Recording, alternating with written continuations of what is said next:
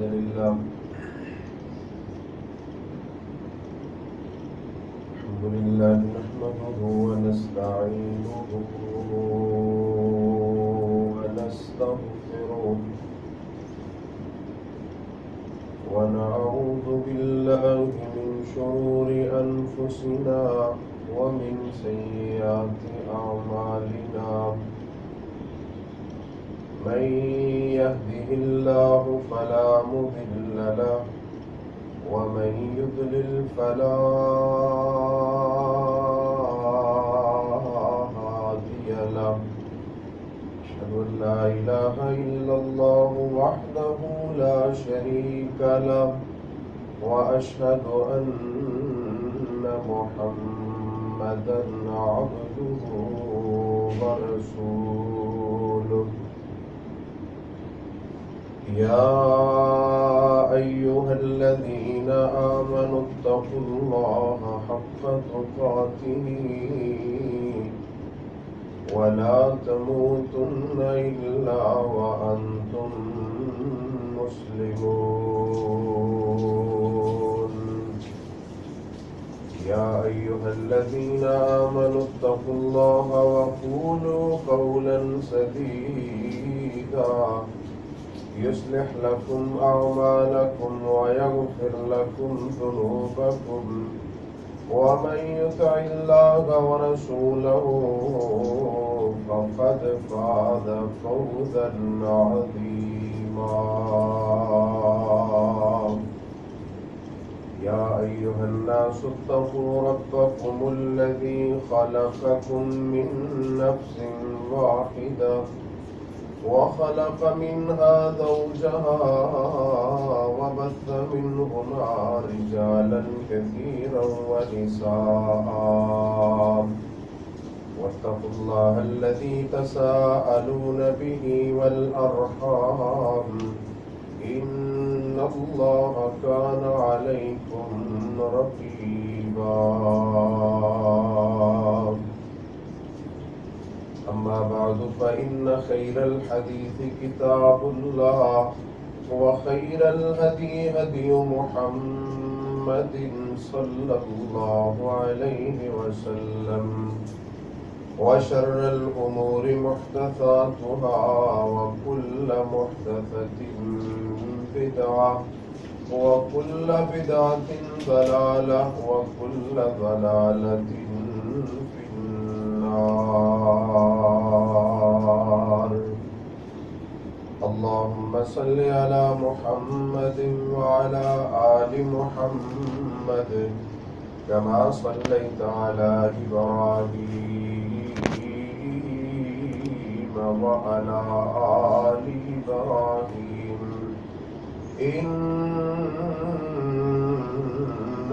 حميد مجيد اللهم بارك على محمد وعلى آل محمد كما باركت على إبراهيم وعلى آل إبراهيم إنك حميد مجيد أعوذ بالله السميع العليم من الشيطان الرجيم بسم الله الرحمن الرحيم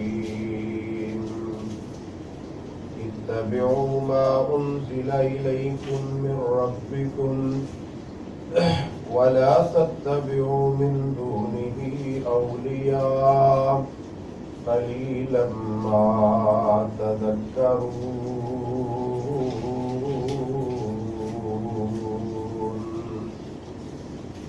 معزز سامعین حضرات،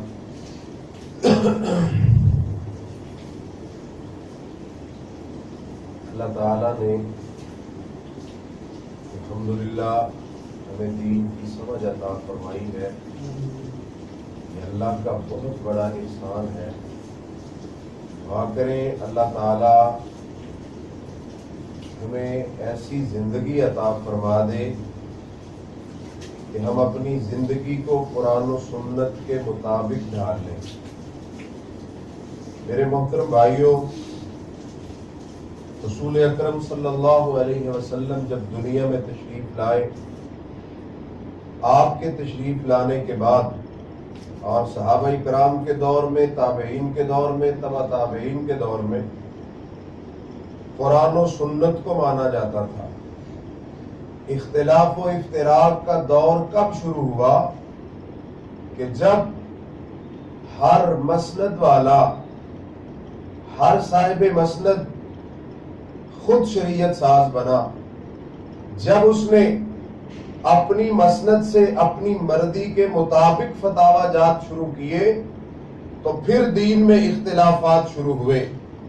آئیے ہم ان کو ختم کرنا چاہتے ہیں، ہم اختلافات کو ختم کرنا چاہتے ہیں، اور تمام ایسی بیماریاں جو آج ہمارے معاشرے میں جنم لے چکی ہیں کہ ہر بندہ اپنی اپنی طرف بلاتا ہے، اختلاف و افتراق کا شکار ہے، تاکہ یہ سارے اختلافات ختم ہو جائیں اور تمام مسلمان ایک امت بن جائیں انشاءاللہ۔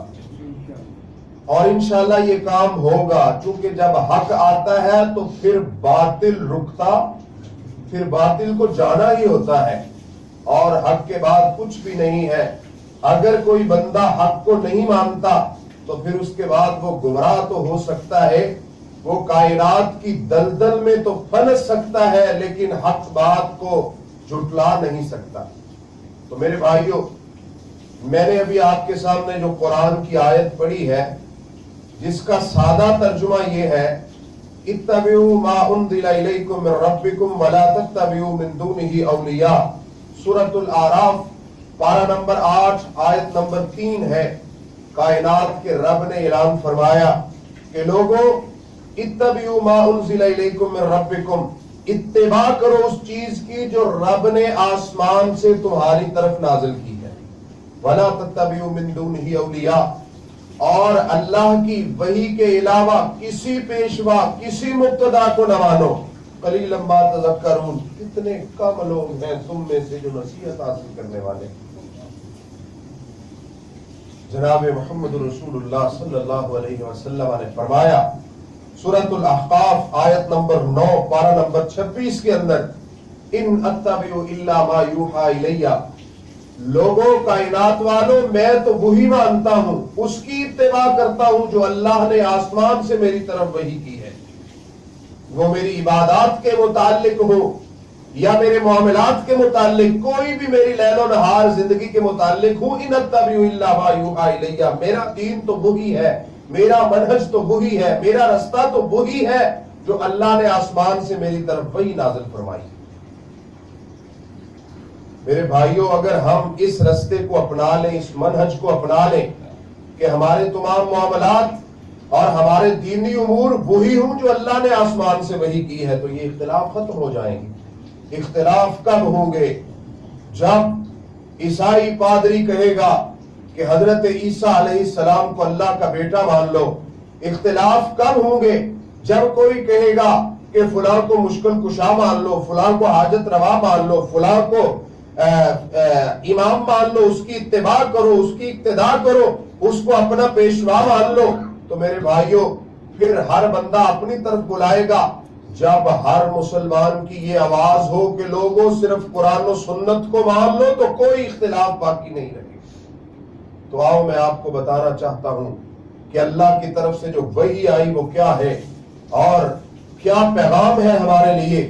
دیکھیے، اللہ تعالیٰ نے ہمیں رسول اللہ صلی اللہ علیہ وسلم کی زبانی شریعت عطا فرمائی، جو جناب جبریل محمد رسول اللہ صلی اللہ علیہ وسلم پہ لے کے اترتے تھے۔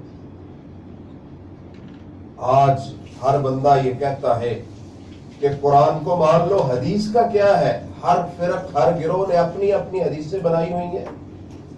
حدیث 200 سال بعد لکھی گئی، کیا یہ سچ ہے؟ اس کی کوئی حقیقت ہے؟ آئیے میں آپ کے سامنے رکھتا ہوں۔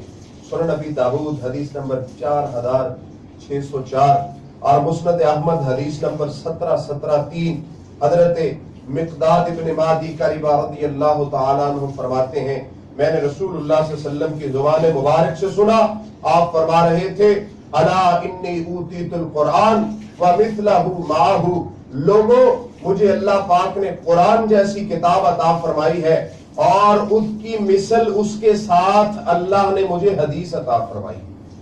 जैसे कुरान नाजिल हुआ वैसे हदीस नाजिल हुई, जैसे कुरान हुज्जत है वैसे हदीस मुस्तफा हुज्जत है, जैसे कुरान दलील है वैसे रसूलुल्लाह सल्लल्लाहु अलैहि वसल्लम की सुन्नत दलील है।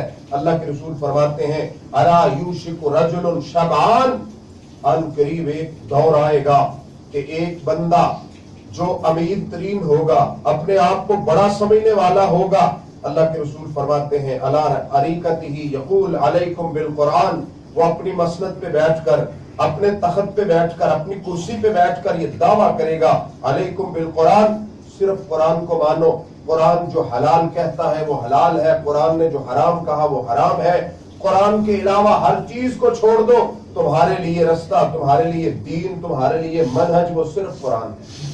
तो क्या ये बात सच है? रसूलुल्लाह सल्लल्लाहु अलैहि वसल्लम फरमाते हैं अला इन्नी ऊतीतुल कुरान व मिथलहु माहु, मुझे अल्लाह ने कुरान दिया और उसकी मिसल उसके साथ हदीस मुस्तफा दी। जब आप दुनिया से जा रहे थे, सहाबा इकराम मौजूद हैं, रसूल मुकर्रम सल्लल्लाहु अलैहि वसल्लम ने फरमाया तरक्तु फीकुम अमरैन लन तदिल्लु मा तमस्सक्तुम बिहिमा किताबुल्लाहि व सुन्नती, लोगों रब ने मुझे दो चीजें दी थी, मैंने उसके मुताबिक अपनी जिंदगी गुजारी, उसके मुताबिक मैंने लोगों को दावत व तबलीग की और मैं अल्हम्दुलिल्लाह कामयाब हूं। तरक्तु फीकुम अमरैन, आज दुनिया से जा रहा हूं, अपने रब को फिर रफीक़िल आला का साथ मैंने ले लिया है। तो सुनो, अला इन्नी ऊतीतुल कुरान के तहत मेरे पैगंबर फरमाते हैं तरक्तु फीकुम अमरैन, दो चीजें तुमने छोड़ के जा रहा हूं, लन तदिल्लु मा तमस्सक्तुम बिहिमा किताबुल्लाहि व सुन्नती, हरगिज हो नहीं सकता कि तुम गुमराह हो जाओ, सिरात मुस्तकीम से हट जाओ, जब तक तुम इन दो चीजों को मजबूती से थाम लोगे। रसूलुल्लाह सल्लल्लाहु अलैहि वसल्लम से पूछा गया अल्लाह के रसूल को कौन सी दो चीजें हैं, तो आप सल्लल्लाहु अलैहि वसल्लम फरमाते हैं एक कुरान है और दूसरी मेरी सुन्नत, किताबुल्लाह व सुन्नती, किताबुल्लाह व इतरती। रसूल मुकर्रम सल्लल्लाहु अलैहि वसल्लम फरमाते हैं लोगों में ऐसी मिल्लत पे तुम्हें छोड़ कर जा रहा हूँ, ऐसे मनहज पे छोड़ कर जा रहा हूँ, लैलुहा व नहारुहा सवा, जिसकी रात और दिन बराबर है, जिसमें कोई इख्तिलाफ नहीं है, जिसमें कोई इख्तिलाफ नहीं है। मेरे भाइयों, कुरान और सुन्नत वाला मनहज, कुरान और सुन्नत वाला रास्ता ऐसा है कि जो इसके ऊपर गामजन होता है फिर उसके बाद कोई उसको हक से दूर नहीं कर सकता, फिर कोई उसको सुन्नत रसूल से दूर नहीं कर सकता। हजरत आयशा रज़ियल्लाहु ताला अन्हा फरमाती हैं लोगों सुन लो, कायनात में कोई जितने मर्दी अमाल करता रहे, जितनी मर्दी नेकियां करता रहे, जब तक वो कुरान और सुन्नत के मुताबिक ना होंगी, जिस नेकी के ऊपर रसूलुल्लाह सल्लल्लाहु अलैहि वसल्लम की स्टैंप ना होगी, अल्लाह उसका सवाब नहीं देगा। और सूरतुल गाशिया पारा नंबर 30 आयत नंबर 2 में अल्लाह फरमाते हैं हल अताका हदीथुल गाशिया वुजूहुन यौमइदिन खाशिया आमिलतुन नासिबा तस्ला नारन हामिया तुस्का मिन आइनिन आनिया। कायनात में बेशुमार लोग हैं, अमल कर कर के थक चुके हैं, बेशुमार अमाल करने वाले जो समझते थे कि हम नेक काम कर रहे हैं। सूरह कहफ के अंदर पारा नंबर 16 के अंदर अल्लाह फरमाते हैं अल्लज़ीना ज़ल्ला सायुहुम फिल हयातिद दुनिया व यहसबूना अन्नहुम युहसिनूना सुनआ, उन्होंने बड़ी कोशिश की, बहुत कुछ किया और उनका गुमान था कि वो बहुत अच्छा कर रहे हैं, लेकिन तस्ला नारन हामिया तुस्का मिन आइनिन आनिया, अल्लाह ने उनको भड़कती हुई आग में डाल दिया। क्यों? इसलिए कि उनके अमाल कुरान और सुन्नत के मुताबिक नहीं। तो मेरे भाइयों, सहाबा इकराम का मनहज क्या है, हक क्या है, सिरात मुस्तकीम क्या है? मैं ये दावा करता हूं कि जैसे कुरान वही है वैसे सही हदीस, जिसे हम हदीस नबी कहते हैं, वो भी वही है। कुरान भी वही है, हदीस मुस्तफा भी वही है। आइए मैं आपको इसकी मिसाल कुरान से देता हूँ। जनाब मोहम्मद रसूलुल्लाह सल्लल्लाहु अलैहि वसल्लम पे اللہ نے قرآن اتارا سورہ تحریم آیت نمبر 2 پارہ نمبر 28 کے اندر اللہ تعالیٰ فرماتے ہیں وَإِذْ أَثَرَّ النَّبِيُّ إِلَىٰ بَعْضِ أَزْوَاجِهِ حَدِيثًا فَلَمَّا نَبَّأَتْ بِهِ وَأَظْهَرَهُ اللَّهُ عَلَيْهِ عَرَّفَ بَعْضَهُ وَأَعْرَضَ عَن بَعْضٍ فَلَمَّا نَبَّأَهَا بِهِ قَالَتْ مَنْ أَنبَأَكَ هَٰذَا قَالَ نَبَّأَنِيَ الْعَلِيمُ الْخَبِيرُ۔ جناب محمد رسول اللہ صلی اللہ علیہ وسلم کے بارے میں اللہ نے یہ قرآن اتارا۔ آئیے سنیے، صحیح بخاری حدیث نمبر 49-12 ہے، جناب رسول اللہ صلی اللہ علیہ وسلم کی یہ صحیح حدیث ہے۔ حضرت عائشہ رضی اللہ تعالی عنہ فرماتی ہیں کہ جب رسول اللہ صلی اللہ علیہ وسلم نے اپنی بیوی حضرت حفصہ رضی اللہ تعالی عنہ سے فرمایا، چونکہ اصل میں یہ معاملہ ایسے پیش آیا کہ حضرت عائشہ فرماتی ہیں کان رسول اللہ صلی اللہ علیہ وسلم یشرب عسلا عند زینب بنت جحش رضی اللہ تعالی عنہ ویمکث عندها۔ جناب رسول اللہ صلی اللہ علیہ وسلم عصر کی نماز کے بعد حضرت زینب بنت جحش رضی اللہ تعالی عنہ کے پاس جاتے، وہ آپ کی بیوی ہے، اس کے پاس جاتے، وہ آپ کو پینے کے لیے شہد پیش کرتی۔ میں آپ کو بتانے لگا ہوں کہ قرآن بھی وہی ہے اور حدیث بھی وہی ہے، ٹھیک ہے؟ تو وہی ہی ہمارا منہج ہے، چونکہ رسول اللہ صلی اللہ علیہ وسلم فرماتے ہیں ان اتبع الا ما یوحی الیہ، جو کہتا ہے حدیث 200 سال بعد لکھی گئی وہ جھوٹ ہے، وہ سچ نہیں ہے۔ آئیے سچ آپ کے سامنے واضح کرنے لگا ہوں۔ حضرت عائشہ رضی اللہ تعالی عنہ کی زبانی فرماتی ہیں اللہ کے رسول حضرت زینب بنت جحش کے پاس ٹھہرا کرتے تھے، فتواتیت انا وحفصہ علی ایتنا دخل علیہا رسول اللہ صلی اللہ علیہ وسلم فلیقل له اقلت مغافیرا۔ حضرت عائشہ فرماتی ہیں حضرت حفصہ اور میں نے آپس میں یہ مشورہ کیا کہ اللہ کے رسول ڈیلی ادھر جاتے ہیں، ڈیلی ادھر ٹھہرتے ہیں، کیونکہ یہ بھی بیویاں ہیں۔ فرماتی ہم نے مشورہ کیا آپس میں کہ جب رسول اللہ صلی اللہ علیہ وسلم تیرے پاس آئیں یا میرے پاس تشریف لائیں تو ہم نے کہنا ہے کہ آپ کے منہ مبارک سے اذخر کی مغافیر کی سمیل آ رہی ہے۔ یہ مغافیر ایک بوٹی ہوتی ہے۔ جناب رسول اللہ صلی اللہ علیہ وسلم سے جب حضرت حفصہ رضی اللہ تعالیٰ عنہ نے یہ بات پیش کی، آقا آپ کے منہ مبارک سے مغافیر کی سمیل آ رہی ہے، کیا وجہ ہے اس کی؟ تو رسول اللہ صلی اللہ علیہ وسلم فرماتے ہیں کہ فلن اعود لہ، میں نے زینب بنت جحش سے شہد پیا تھا، شہد کا شربت پیا تھا، فلن اعود لہ، آج کے بعد میں نہیں۔ حلفت، میں نے حلف اٹھا لیا ہے، میں نے رب کی قسم اٹھا لی ہے کہ آج کے بعد میں شہد نہیں پیوں گا۔ لا تخبری ذالک احدا، حفصہ یہ بات کسی اور کو نہ بتانا۔ اب اس میں یہ نہیں ہے کہ رسول اللہ صلی اللہ علیہ وسلم ڈر کی وجہ سے کہہ رہے ہیں، یہ حسن معاشرت ہے۔ اللہ کے رسول فرماتے ہیں خیرکم خیرکم لأہلی وانا خیر لأہلی، تم میں سے بہترین وہ ہے جو اپنی بیوی کے لیے اچھا ہے، میں بھی اپنی بیویوں کے لیے اچھا ہوں۔ حفصہ آج کے بعد میں شہد والا پانی نہیں پیوں گا۔ ہو سکتا ہے وہ جو شہد کی مکھی تھی وہ مغافیر بوٹی کے اوپر گئی ہو اور اس کا رس اس نے چوسا ہو جس کی وجہ سے یہ سمیل آ رہی۔ تو میرے پیغمبر سمیل کے بہت خلاف تھے، چونکہ عابد تھے، زاہد تھے، متقی اور پرہیزگار تھے۔ حفصہ آج کے بعد اللہ کی قسم میں شہد نہیں پیوں گا، لیکن لا تخبری، خبر نہ دینا کسی کو۔ آپ کے ذہن میں یہ بات تھی کہ زینب کو پتہ چلے گا تو وہ دل میں پریشان ہوگی کہ میں اللہ کے رسول کو شہد پیش کیا کرتی تھی تو آپ نے قسم اٹھا لی، ہو سکتا ہے مجھ سے ناراض ہو چکے ہیں۔ لا تخبری، حفصہ کسی کو خبر نہ دینا۔ حضرت حفصہ رضی اللہ تعالیٰ نے حضرت عائشہ کو بتا دیا تو اللہ نے آسمان سے قرآن اتارا وَإِذَا أَثَرَّ النَّبِيُّ إِلَىٰ بَعْضِ أَزْوَاجِهِ حَدِيثًا، سورہ تحریم آیت نمبر 2 پارہ نمبر 28 کے اندر، کہ جب رسول اللہ صلی اللہ علیہ وسلم نے اپنی بعض بیویوں سے یہ بات چھپائی، ظاہر نہ کی، تو جب اللہ نے وحی کے ذریعے اللہ نے آسمان سے جناب جبریل کو بھیجا، محمد رسول اللہ صلی اللہ علیہ وسلم پہ اترے اور عرض کیا اللہ کے رسول آپ کی فلاں فلاں بیوی نے فلاں جگہ پہ بیٹھ کر یہ باتیں کی تھی، تو رسول اللہ صلی اللہ علیہ وسلم نے جب حضرت عائشہ رضی اللہ تعالیٰ عنہ حضرت حفصہ رضی اللہ تعالیٰ عنہ کو بتایا تو وہ پوچھنے لگی کہ یا رسول اللہ صلی اللہ علیہ وسلم آپ کو کس نے بتایا ہے؟ فلما نبأت به وأظهره الله عليه عرف بعضه وأعرض عن بعض. اللہ کے رسول آپ کو کس نے بتایا؟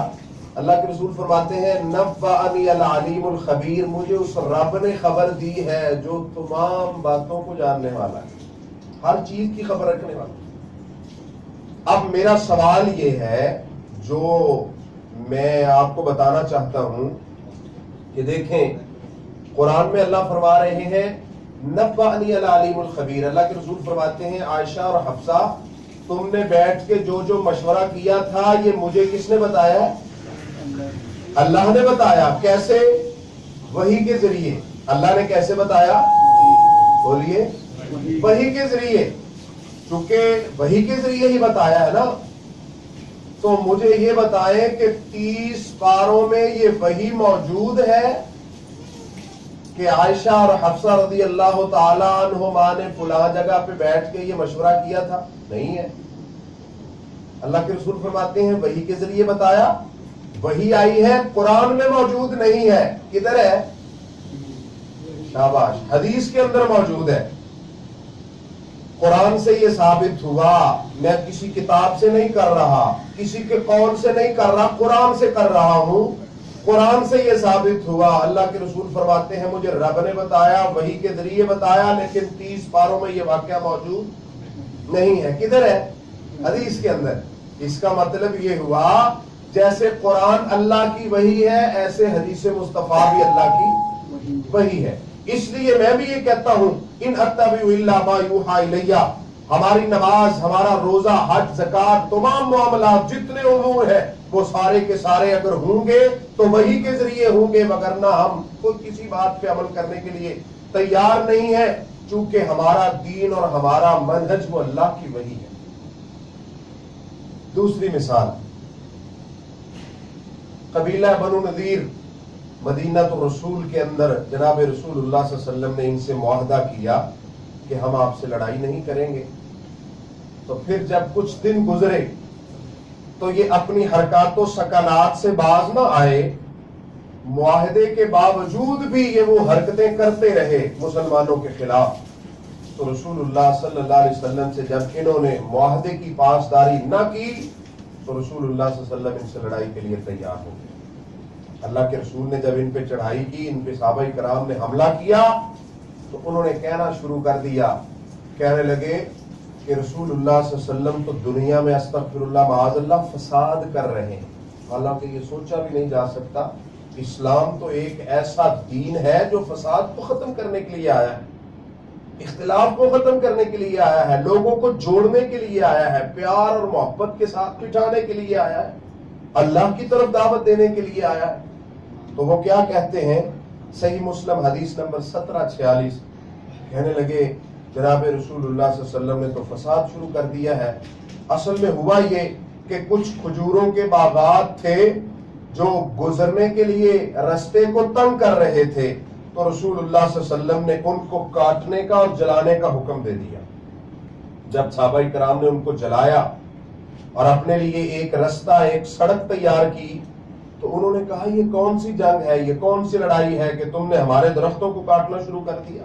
یہ تو سراسر فساد ہے، یہ تو سراسر شرارت ہے۔ تو قرآن میں اللہ فرماتے ہیں سورۃ الحشر آیت نمبر 5 پارہ نمبر 28 کے اندر ما قطعتم من لینۃ او ترکتموها قائمۃ علی اصولها فباذن اللہ۔ بنو نذیر والو، ما قطعتم من لینۃ او ترکتموها قائمۃ علی اصولها، میرے پیغمبر نے جن جن درختوں کو اکھاڑا ہے یا جو چھوڑے ہیں، جو کچھ بھی کیا ہے تمہارے باغات کے ساتھ، فباذن اللہ، وہ اللہ کے حکم سے تھا۔ کیسے تھا؟ اللہ کا حکم کیا تھا؟ رب نے جبریل کے ذریعے جناب رسول اللہ صلی اللہ علیہ وسلم پہ وحی اتاری کہ آپ ان کے باغات کے ساتھ یہ سلوک کریں، فلاں فلاں جو درخت ہیں بڑے چھوٹے ان کو اکھاڑ دو، تمہارا رستہ بن جائے گا، اور فلاں فلاں درخت جن کو انہوں نے گھات اور آڑ بنایا ہوا ہے ان کو کاٹ دو تاکہ یہ تمہیں نقصان نہ پہنچا سکیں۔ قرآن میں رب فرماتے ہیں فَبِإِذْنِ اللَّهِ، یہ میری وحی سے ہوا ہے جو رسول اللہ صلی اللہ علیہ وسلم نے یہ درخت کاٹے ہیں اور جلائے ہیں۔ اب 30 پاروں میں کوئی ایسی وحی موجود نہیں ہے، کوئی ایسی آیت موجود نہیں ہے جس میں اللہ فرماتے ہوں کہ محمد رسول اللہ صلی اللہ علیہ وسلم بنو نذیر کے فلاں فلاں درختوں کو کاٹ دو، فلاں فلاں کو جلا دو اور فلاں فلاں کو کھڑا رہنے دو۔ وہ کدھر ہے؟ بولیے، وہ حدیث میں موجود ہے۔ قرآن کی اس آیت سے بھی یہی ثابت ہوتا ہے کہ جیسے قرآن اللہ کی وحی ہے، ایسے حدیث مصطفیٰ بھی اللہ کی۔ اللہ تعالیٰ نے محمد رسول اللہ صلی اللہ علیہ وسلم کو کیوں مبعوث فرمایا؟ لِيُظْهِرَهُ عَلَى الدِّينِ كُلِّهِ، اللہ فرماتے ہیں اس لیے کہ تمام مسندیں بند ہو جائیں، صرف عبادت رب کی ہو، اتباع محمد رسول اللہ کی ہو صلی اللہ علیہ وسلم۔ میں آپ کو آخری مثال دیتا ہوں کہ حدیث اللہ کی وحی ہے۔ قرآن سورہ البقرہ پارہ نمبر 2 آیت نمبر 239 کے اندر اللہ فرماتے ہیں فَإِذَا أَمِنْتُمْ فَاذْكُرُوا اللَّهَ كَمَا عَلَّمَكُمْ، جب تم امن میں ہو، جنگ کا دور ختم ہو جائے، لڑائی کا دور ختم ہو جائے، فَإِذَا أَمِنْتُمْ فَاذْكُرُوا اللَّهَ كَمَا عَلَّمَكُمْ، تب پھر تم جب بے خوف ہو تو پھر اللہ کا ذکر کرو، یعنی نماز پڑھو، کما علمکم، جیسے رب نے تم کو سکھائی ہے۔ اب دیکھیں بھائی ذرا آگے آگے ہو جائیں، یہ جگہ ادھر خالی پڑی ہے، پیچھے وہ بھائی بیٹھ جائیں گے۔ اب دیکھیں قرآن میں اللہ فرماتے ہیں نماز ویسے پڑھو جیسے میں نے تم کو سکھائی ہے۔ اب اللہ نے نماز کیسے سکھائی ہے؟ وحی کے ذریعے۔ کیسے سکھائی ہے؟ وحی کے ذریعے۔ قرآن میں صرف یہی موجود ہے اقیم الصلاۃ، نماز پڑھو، اس کے علاوہ اور کچھ موجود نہیں ہے۔ اللہ نے قیام سکھایا ہے وحی کے ذریعے، رکوع و سجود سکھایا ہے وحی کے ذریعے، تشہد سکھایا ہے وحی کے ذریعے۔ اللہ تعالیٰ نے جتنی عبادت ہے وحی کے ذریعے سکھائی، لیکن یہ وحی قرآن میں نہیں ہے۔ کدھر ہے؟ یہ صحیح حدیث کے اندر موجود ہے۔ تو میرے بھائیوں، اس سے یہ ثابت ہوا کہ جیسے قرآن اللہ کی وحی ہے، ویسے صحیح حدیث بھی اللہ کی وحی ہے۔ تو اس لیے ہمارا جو منہج ہے، ہم جس طرح بلاتے ہیں وہ کیا ہے؟ سورۃ الاعراف آیت نمبر 3 پارہ نمبر 8، اتبعوا ما انزل الیکم من ربکم ولا تتبعوا من دونہ اولیاء، لوگوں پیروی کرو اس کی جو اللہ نے آسمان سے تمہاری طرف نازل کی، اس شریعت کو مانو، اس منہج کو مانو، اس رستے کو مانو جو اللہ نے آسمان سے تمہاری طرف نازل کیا ہے، اس دین کو مانو۔ ولا تتبعوا من دونہ اولیاء، اس کے علاوہ کسی پیشوا کو نہ مانو، کسی کو اپنا مقتدا نہ مانو، لعلکم تذکرون، شاید کہ تم نصیحت حاصل کر جاؤ، شاید کہ یہ بات تمہاری سمجھ میں آ جائے۔ میرے بھائیوں، ہم کسی سے اختلاف نہیں چاہتے، تعصب کی نظر سے یہ بات نہیں کر رہے، صرف اس لیے کر رہے ہیں کہ حق بات کا پتہ چل جائے اور ہم دنیا میں جو کر رہے ہیں تاکہ وہ کل قیامت کا دن ہو اور وہ ہمارے کام آ سکے۔ اور انشاءاللہ جو حق کا نظریہ لے کر اٹھتا ہے تو پھر یہ کائنات میں اللہ کا وعدہ ہے الاسلام یعلو ولا یعلی علیہ، اسلام ایک دن غالب ہو کے رہے گا، اور جس جگہ پہ حق آ جائے پھر باطل ادھر رکتا، باطل نہیں رکتا۔ اور میں تو حیران ہوں ان لوگوں سے جو کہتے یہ بات بہت مشہور ہے کہ حدیث تو 200-300 سال بعد لکھی گئی، انشاءاللہ آئندہ خطبات کے اندر میں آپ کو یہ بھی بات بتاؤں گا۔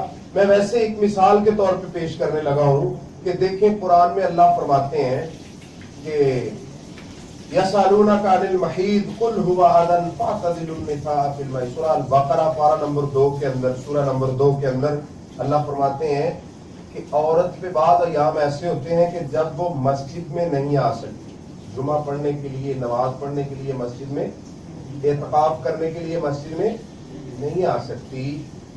دوسری جگہ پہ اللہ قرآن میں فرماتے ہیں سورہ جمعہ کے اندر پارہ نمبر 28 کے اندر، یا ایھا الذین آمنوا اذا نودی للصلاۃ من یوم الجمعہ فاسعوا الی ذکر اللہ، کہ مومنوں جمعہ تمہارے اوپر کیا ہے؟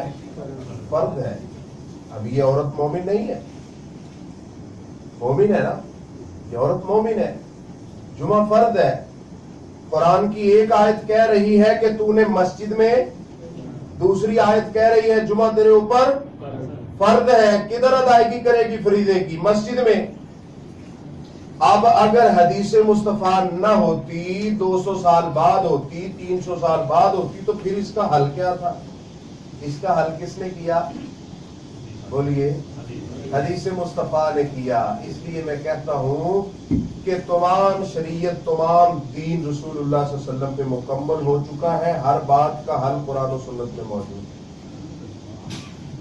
الحمدللہ۔ اب اس کے ساتھ تھوڑا سا اور ملا لیں، اللہ اکبر کبیرہ۔ ایک مریض ہے، مومن ہے، اس کو حکم ہے اذا نودی للصلاۃ من یوم الجمعہ کہ جمعہ تیرے اوپر فرض ہے۔ اب وہ ہاسپٹل میں اپنے بیڈ پہ لیٹا ہوا ہے، اس کو ہوش نہیں ہے، وہ چل نہیں سکتا، پھر نہیں سکتا، وضو نہیں کر سکتا، بیٹھ نہیں سکتا، لیٹ نہیں سکتا، کیا وہ گناہگار ہوگا؟ اس کا حل کس نے کیا؟ حدیث مصطفیٰ نے کیا، رسول اللہ صلی اللہ علیہ وسلم کی موجودگی میں آپ نے خود فرمایا۔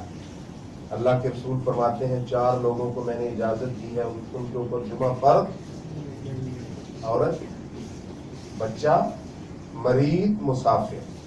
اس کا مطلب یہ ہوا کہ حدیث مصطفیٰ 200 سال بعد نہیں لکھی گئی، رسول اللہ صلی اللہ علیہ وسلم کے دور میں لکھی گئی ہے، اور انشاءاللہ میں یہ آپ کو دلائل سے بتاؤں گا۔ بس میری یہی ریکویسٹ ہے کہ آپ بھائی جلدی تشریف لایا کریں، صرف یہ اللہ اور اس کے رسول کی باتیں ہیں، کوئی کسی کو لالچ نہیں ہے، صرف یہی ہے کہ رب کی زمین پہ اللہ کا نظام عام ہو جائے۔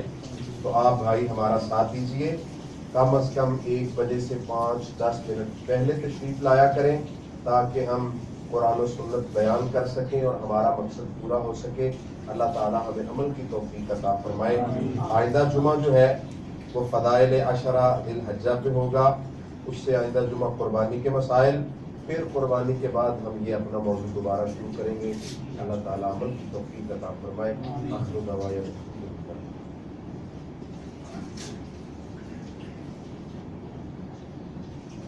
ان الحمد للہ نحمده ونستعینه ونستغفره ونعوذ باللہ من شرور انفسنا ومن سیئات اعمالنا، من يهده الله فلا مضل له ومن يضلل فلا هادي له، اشهد ان لا الہ الا اللہ وحدہ لا شریک له واشهد ان محمدا عبده ورسوله۔